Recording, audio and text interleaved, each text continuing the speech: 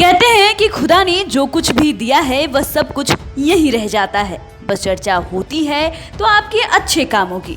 दरअसल कटिहार के युवा लेखक दीपक की किताब इन दिनों काफी चर्चा में है, जहां नारी चित्कार आखिर कब तक। किताब के शीर्षक से ही आप कुछ हद तक इसके विषय में साफ हो जाते हैं। बता दें कि सीए की पढ़ाई करने वाले दीपक की यह किताब बाजार में तो उपलब्ध है, साथ ही अमेजॉन, फ्लिपकार्ट जैसे व्यावसायिक साइट पर भी यह किताब उपलब्ध है।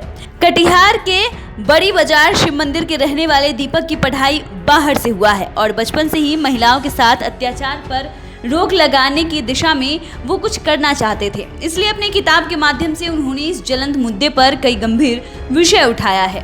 पाठकों में यह किताब इन दिनों खासा चर्चा में है। इस किताब के लिए दीपक को कई सारे सम्मान भी दिया जा चुका है, उनसे नवाजा जा चुका है।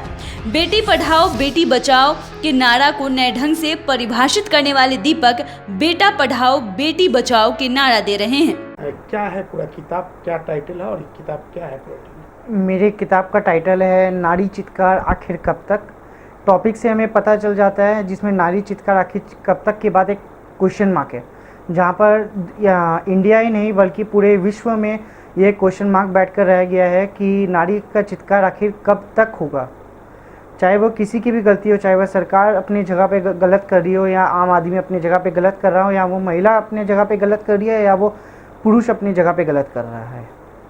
आपने एक पंक्ति सुनी होगी कि हम ना कुछ लेकर आए थे ना कुछ लेकर जाएंगे, खुदा के घर से आए थे खुदा के घर लौट जाएंगे।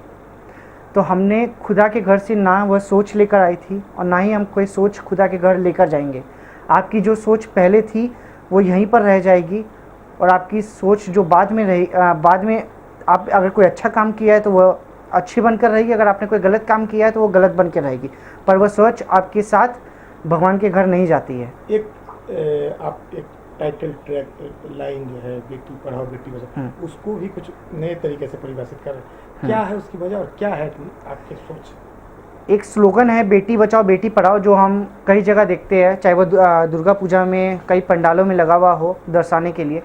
बेटी बचाओ बेटी पढ़ाओ को मैं गलत नहीं ठहराऊंगा। बेटी बचाओ बेटी पढ़ाओ का मतलब ये भी हो सकता है कि पहले लोग का मानना था कि हमें बेटी को नहीं पढ़ाना है, तो लोगों का ये मानना हो सकता है कि बेटी बचाओ बेटी पढ़ाओ का स्लोगन है कि हमें बेटी को बचाना है और बेटी को पढ़ाना भी है। ऐसा नहीं कि बेटी पढ़े नहीं, पर मेरा स्लोगन ये रहेगा अभी के ज़माने में, कि अभी के ज़माने में बेटियां पढ़ रही है, तो मेरा स्लोगन ये है कि बेटा पढ़ाओ बेटी बचाओ। क्योंकि हमें बेटा का सोच बदलने की ज़रूरत है, बेटी का सोच बदलने की ज़रूरत नहीं है।